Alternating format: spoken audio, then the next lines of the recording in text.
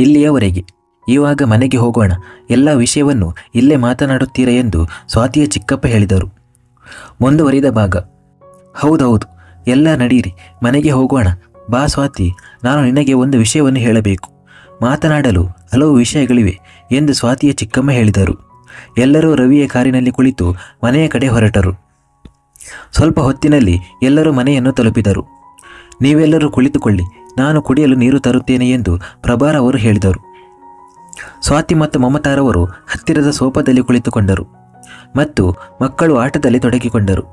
ಬಂದವರಿಗೆ ನೀರನ್ನು ಕೊಡುತ್ತಾ ಮಮತಾರವರು, ನಾಳೆ ಹುಡುಗಿಯ ಮನೆಯವರು ಇಲ್ಲಿಗೆ ಬರುತ್ತಾರೆ ಎಂದು ನಿಮಗೆ ತಿಳಿದಿದೆಯಲ್ಲ. ನಾವು ಮದುವೆಗೆ ಉತ್ತಮ ಸ್ಥಳವನ್ನು ಆಯ್ಕೆ ಮಾಡಿದ್ದೇವೆ. ಅಲ್ಲಿ ಎಲ್ಲ ರೀತಿಯ ಸೌಲಭ್ಯಗಳಿದ್ದು ಮಕ್ಕಳ ಆಟಕ್ಕೆ ಹಾಗೂ ಆರತಕ್ಷತೆಗಾಗಿ ಬೃಹತ್ ಉದ್ಯಾನವಿದೆ. ಸ್ವಾತಿ, ನಿನಗೆ ಗೊತ್ತಾ, ರವಿಯ ಮಾವಂದಿರು ನಮ್ಮಂತೆಯೇ ತುಂಬ ಸರಳ ಜನ. ಅವರು ನಮ್ಮ ಮನವಿಯನ್ನು ಸ್ವೀಕರಿಸಿ 5 ದಿನಗಳ ಕಾರ್ಯಕ್ರಮಕ್ಕೆ ಒಪ್ಪಿಗೆ ನೀಡಿದ್ದಾರೆ ಹಾಗೂ ಇಲ್ಲಿಗೆ ಬರಲು ಸಹ ಒಪ್ಪಿಕೊಂಡಿದ್ದಾರೆ. ಈಗ ರವಿ ಮತ್ತು ಸ್ವಪ್ನಾರವರ ಮದುವೆ ಇಲ್ಲಿಯೇ ನಡೆಯಲಿದೆ ಎಂದು ಹೇಳಿದರು. ಚಿಕ್ಕಮ್ಮ, ರವಿಯ ಅತ್ತೆ ಮಾವನ ಕಡೆಯವರು ಇಲ್ಲಿಗೆ ಬಂದು ಮದುವೆ ಮಾಡಿಕೊಳ್ಳುವುದಕ್ಕೆ ಒಪ್ಪಿದ್ದು ತುಂಬ ಒಳ್ಳೆಯದೇ ಎಂದಳು ಸ್ವಾತಿ. ಅಷ್ಟರಲ್ಲಾಗಲೇ ಪ್ರಭಾರ್ ಅವರ ಅತ್ತೆ ತನ್ನ ಕೋಣೆಯಿಂದ ಹೊರಬಂದು ಹಾಲ್ಗೆ ಬಂದವರು, ಹೇ ಮಮತಾ, ನೀನು ಯಾವಾಗ ಬಂದೆ ಎಂದು ಕೇಳಿದರು. ಮಮತಾರವರು, ನಮಸ್ತೆ ಅಮ್ಮ, ಹೇಗಿದ್ದೀರಾ ನೀವು ಎಂದು ಕೇಳಲು, ನಾನು ಹೇಗಿರಲಿ ಮಗಳೇ, ಈ ಮೊಣಕಾಲು ನೋವು ತುಂಬ ಜಾಸ್ತಿಯಾಗಿದೆ, ಇನ್ನು ತುಂಬ ದೂರ ನಡೆಯಲು ಸಾಧ್ಯ ಆಗುವುದಿಲ್ಲ ಎಂದರು. ಅಷ್ಟರಲ್ಲಿ ಅಲ್ಲಿಯೇ ಇದ್ದ ಸ್ವಾತಿ, ನಮಸ್ತೆ ಅಜ್ಜಿ ಎಂದಳು. ಸಂತೋಷವಾಗಿರು. ನೀನು ಒಬ್ಬಳೇ ಬಂದಿದ್ದೀಯಾ ಅಥವಾ ನಿನ್ನ ಮಕ್ಕಳನ್ನು ನಿನ್ನೊಂದಿಗೆ ಕರೆದುಕೊಂಡು ಬಂದಿದ್ದೀಯಾ ಎಂದು ಪ್ರಭಾರ್ ಅವರ ಅತ್ತೆ ಕೇಳಿದರು. ಮಕ್ಕಳನ್ನು ಜೊತೆಯಲ್ಲಿ ಕರೆದುಕೊಂಡು ಬಂದಿದ್ದೇನೆ ಎಂದಳು ಸ್ವಾತಿ. ಅಷ್ಟರಲ್ಲಿ ಪ್ರಭಾರ್ ಅವರು ತನ್ನ ಅತ್ತೆಯ ಮಾತಿಗೆ ಅಡ್ಡಿಪಡಿಸುತ್ತಾ, ಮಗಳೇ ಸ್ವಾತಿ, ನೀನು ಪ್ರಿಯಾಳ ರೂಮಿಗೆ ಹೋಗಿ ರೆಸ್ಟ್ ಮಾಡು. ಊಟ ರೆಡಿಯಾದ ತಕ್ಷಣ ನಾನು ಕರೆಯುತ್ತೇನೆ ಎಂದರು. ಆಯಿತು, ಸರಿ ಚಿಕ್ಕಮ್ಮ ಎಂದಳು ಸ್ವಾತಿ. ಊಟ ಮಾಡಿದ ನಂತರ ಎಲ್ಲರೂ ಮಲಗಲು ರೂಮ್ಗಳಿಗೆ ಹೊರಟು ಹೋದರು. ಸ್ವಾತಿ ಕೂಡ ಮಕ್ಕಳಿಬ್ಬರ ಜೊತೆ ಮಲಗಲು ರೂಮಿಗೆ ಹೋಗುತ್ತಾಳೆ.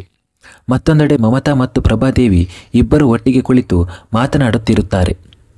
ಪ್ರಭಾ, ನನಗೆ ಸ್ವಾತಿಯದ್ದೇ ತುಂಬ ಚಿಂತೆಯಾಗಿದೆ.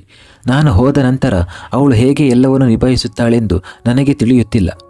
ನಾನು ದೇವರಲ್ಲಿ ಒಂದೇ ಒಂದು ಕೇಳಿಕೊಳ್ಳುವುದೇನೆಂದರೆ, ಅವಳ ಈ ಜೀವನದ ಪ್ರಯಾಣದಲ್ಲಿ ಒಬ್ಬ ಒಳ್ಳೆಯ ಸಂಗಾತಿಯೂ ಸಿಗಲಿ. ಇದರಿಂದ ನಾನು ಕೂಡ ಯಾವುದೇ ಚಿಂತೆಯಿಲ್ಲದೆ ಈ ಲೋಕ ಬಿಟ್ಟು ಹೋಗಬಹುದು ಎಂದು ಮಮತಾರವರು ಹೇಳಿದರು. ಪ್ರಭಾರ್ ಅವರು ಅವರ ಕಣ್ಣೀರನ್ನು ಒರೆಸುತ್ತಾ, ಸ್ವಾತಿಗೆ ನಿಮ್ಮ ಅನಾರೋಗ್ಯದ ಬಗ್ಗೆ ಎಲ್ಲವನ್ನೂ ಹೇಳಿದ್ದೀರಾ ಎಂದು ಕೇಳಿದರು. ಇಲ್ಲ ಪ್ರಭಾ, ಇದುವರೆಗೆ ನಾನೇನೂ ಅವಳಿಗೆ ಹೇಳಲಿಲ್ಲ. ಈಗ ನಾನು ನನ್ನ ಅನಾರೋಗ್ಯದ ಬಗ್ಗೆ ಹೇಳಿದರೆ ಅವಳಿಗೆ ಅದನ್ನು ಸಹಿಸಿಕೊಳ್ಳುವುದಕ್ಕೆ ಆಗುವುದಿಲ್ಲ. ಈಗ ತಾನೇ ಅವಳು ಒಂದು ದುಃಖದಿಂದ ಹೊರ ಬಂದಿದ್ದಾಳೆ. ಸಮಯ ಬಂದಾಗ ನಾನು ಎಲ್ಲವನ್ನೂ ಹೇಳುತ್ತೇನೆ. ಅಲ್ಲಿಯವರೆಗೆ ನೀನು ಕೂಡ ಸ್ವಾತಿಗೆ ಏನನ್ನೂ ಹೇಳಬೇಡ ಎಂದು ಮಮತಾರವರು ಹೇಳಿದರು. ಸರಿ, ನಾನು ಏನನ್ನೂ ಹೇಳುವುದಿಲ್ಲ. ಬಾ, ಇವಾಗ ಬೇಗ ಮಲಗು. ನಾಳೆ ಬೆಳಗ್ಗೆ ಮದುವೆ ಮಂಟಪಕ್ಕೆ ಕೂಡ ಹೋಗಬೇಕಿದೆ. ಹುಡುಗಿಯ ಕಡೆಯವರು ಬರುವ ಮೊದಲು ಎಲ್ಲ ಸಿದ್ಧತೆಗಳನ್ನು ಮಾಡಿಕೊಳ್ಳಬೇಕಾಗಿದೆ ಎಂದು ಪ್ರಭಾದೇವಿಯವರು ಹೇಳಿದರು. ಬೆಳಿಗ್ಗೆಯಾದ ಕೂಡಲೇ ಮನೆಯವರೆಲ್ಲ ಸೇರಿ ಮದುವೆ ಹಾಲ್ನ ಬಗ್ಗೆ ತಿಳಿದುಕೊಳ್ಳಲು ಸಿದ್ಧರಾಗುತ್ತಾರೆ. 2 ಗಂಟೆಗಳ ಪ್ರಯಾಣದ ನಂತರ ಕುಟುಂಬ ಸದಸ್ಯರೆಲ್ಲರೂ ಮದುವೆ ಮಂಟಪದ ಹೊರಗಡೆ ಬಂದು ನಿಂತರು. ಆ ಹಾಲನ್ನು ನೋಡಿದ ಕೂಡಲೇ ಅದೊಂದು ಭವ್ಯ ಕಟ್ಟಡ ಎಂಬುದು ಸ್ಪಷ್ಟವಾಗಿ ತಿಳಿಯುತ್ತಿತ್ತು. ಹುಡುಗ ಮತ್ತು ಹುಡುಗಿಯ ಸಂಬಂಧಿಕರು ಉಳಿದುಕೊಳ್ಳಲು ಸಾಕಷ್ಟು ಕೊಠಡಿಗಳು ಇದ್ದವು. ಮದುವೆ ಮಂಟಪದಿಂದ ಸ್ವಲ್ಪ ದೂರದಲ್ಲಿ ದೊಡ್ಡದಾದ ಮೈದಾನವಿತ್ತು. ಅದರ ಮೇಲೆ ಹುಲ್ಲಿನ ಹಾಸು ಇತ್ತು. ಅಲ್ಲಲ್ಲಿ ಕೆಲವು ಗಿಡಗಳನ್ನು ಕೂಡ ನೆಡಲಾಗಿತ್ತು. ಹಾಗೆ ಸ್ವಲ್ಪ ದೂರದಲ್ಲಿ ಈಜುಕೊಳವೂ ಇತ್ತು. ಇದನ್ನು ನೋಡಿ ಮಕ್ಕಳು ಮತ್ತು ಉಳಿದವರು ಸಂತೋಷಪಟ್ಟರು. ಸ್ವಾತಿ ಮಾತ್ರ ಆ ಕಡೆ ನೋಡುವುದನ್ನೇ ಮರೆತಳು. ಹುಡುಗನ ಮನೆಯವರು ಕೂಡಲೇ ತಯಾರಾಗಿ ಹುಡುಗಿಯ ಕುಟುಂಬವನ್ನು ಸ್ವಾಗತಿಸಿಕೊಳ್ಳಲು ಸಿದ್ಧತೆಗಳನ್ನು ಸಹ ಮಾಡಿಕೊಳ್ಳಬೇಕಾಗಿತ್ತು. ಸ್ವಾತಿ ಎಂದು ಪ್ರಭಾದೇವಿಯವರು ಕರೆದಾಗ, ಹೇಳಿ ಚಿಕ್ಕಮ್ಮ ಎಂದಳು. ಮಗಳೇ, ಬೇಗ ರೆಡಿಯಾಗಿ ಬಾ. ಇನ್ನು 1 ಗಂಟೆಯಲ್ಲಿ ಹುಡುಗಿ ಕಡೆಯವರು ಬರುತ್ತಾರೆ. ಅವರನ್ನು ಸ್ವಾಗತಿಸಬೇಕು ಎಂದು ಪ್ರಭಾದೇವಿಯರು ಹೇಳಿದರು. ಅವರ ಮಾತಿಗೆ ಸ್ವಾತಿ ಹಿಂಜರಿಯುತ್ತಾ, ಆದರೆ ಚಿಕ್ಕಮ್ಮ, ನಾನು ಮುಂದೆ ಬಂದರೆ ಮನೆಯ ಹಿರಿಯವರಿಗೆ ಇಷ್ಟವಾಗದೇ ಇರಬಹುದು ಎಂದಾಗ ಪ್ರಭಾರ್ ಅವರು, ಅವರುಗಳ ಬಗ್ಗೆ ನೀನು ಚಿಂತೆ ಮಾಡಬೇಡ. ನಾನು ಮತ್ತು ನಿನ್ನ ಚಿಕ್ಕಪ್ಪ ಇದ್ದೇವಲ್ಲ, ಎಲ್ಲವನ್ನೂ ನಾವು ನೋಡಿಕೊಳ್ಳುತ್ತೇವೆ ಎಂದರು. ರವಿಯ ತಂದೆ ಹುಡುಗರ ಎಲ್ಲ ಸಂಬಂಧಿಕರಿಗೆ ಬರಲು ಬಸ್ನ ವ್ಯವಸ್ಥೆ ಮಾಡಿದ್ದರು. ಇನ್ನು ಸ್ವಲ್ಪ ಹೊತ್ತಿನಲ್ಲಿ ಅವರೆಲ್ಲ ಬರುವವರಿದ್ದರು. ಇದರಲ್ಲಿ ಚಿಕ್ಕಮ್ಮ, ಚಿಕ್ಕಪ್ಪ, ಅತ್ತೆ, ಮಾವ ಮತ್ತು ಅವರ ಮಕ್ಕಳು ಮತ್ತು ಕೆಲವು ದೂರದ ಸಂಬಂಧಿಕರು ಇದ್ದರು. ಅವರೆಲ್ಲ ಬರುವ ಮೊದಲೇ ರವಿ ಸ್ವಾತಿ ಮತ್ತು ಬಾಕಿ ಸಂಬಂಧಿಕರಿಗೆ ಅವರವರ ರೂಮುಗಳನ್ನು ತೋರಿಸಿಕೊಟ್ಟನು.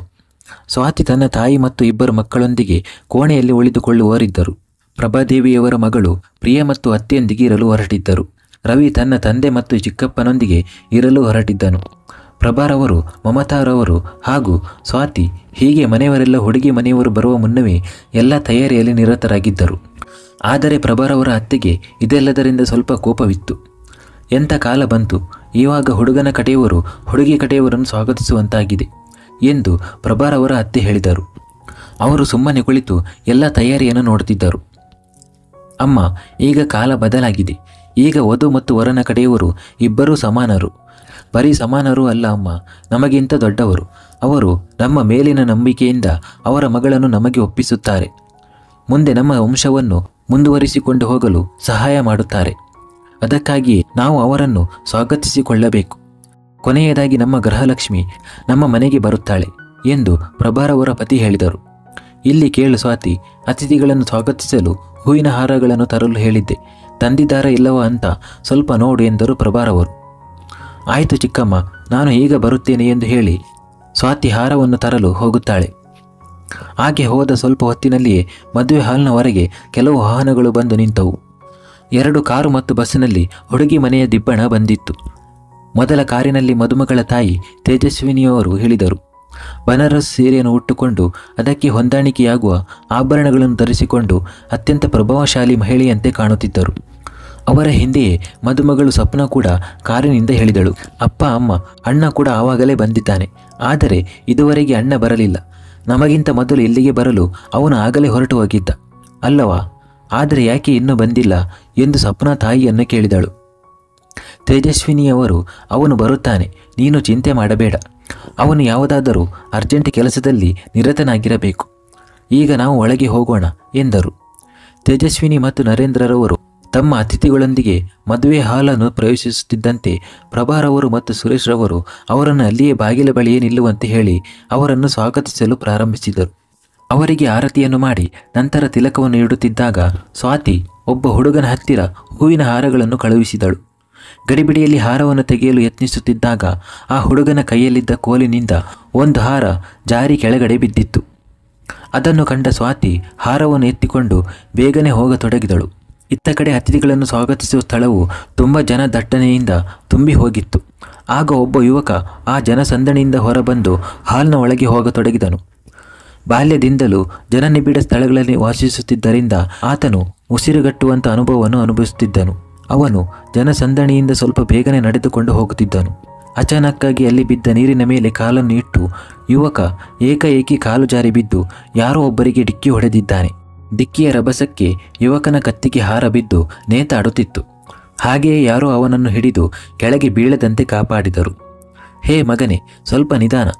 ರವೀಶ್, ನಿನಗೆ ಏನೂ ಆಗಿಲ್ಲ ಅಲ್ವಾ ಎಂದು ರವೀಶ್ನ ತಂದೆ ಸುರೇಶ್ ರವರು ಕೇಳಿದರು.